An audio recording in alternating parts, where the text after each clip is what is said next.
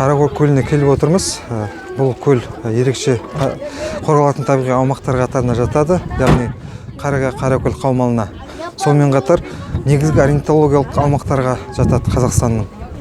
Бұл жерде көптеген қызыл кітапқа енген құстар бар, 22 түрі. Жалпы құстың түрлерінің саны 175-ке дейін жетеді.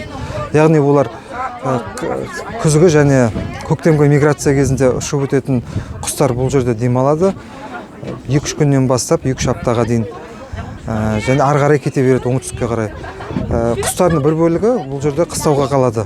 Яғни қоқиқаз, аққулар, аққұйрықты су бүркіт сияқты көптеген сирек кездесетін құстар бұл жерде тамашалауға болады. Сондықтан біздер мектеп оқушыларын осы жерге алып келіп отырмыз. Олар құстарды көріп, өз көзбен көріп, бұрын кітапта көріп жүрген құстарын енді тамашалап, соған риза болып отыр. Енді олар тағы да келеміз деп отыр. Дегенмен бұл жерде қорғау күзет бар. Үстірт қорығының инспекторлары қорғауға алған. Бірақ құстарды анық көру үшін бұл жерде мұнара жетіспейді.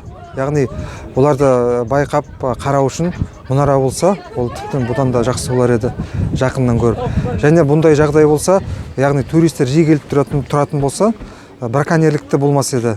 Яғни құстарды атушылар немесе заңсыз балық аулаушылар келсе, олар фото-видеоға түсіп қалан деп қорқып, олар келмейтін болар еді.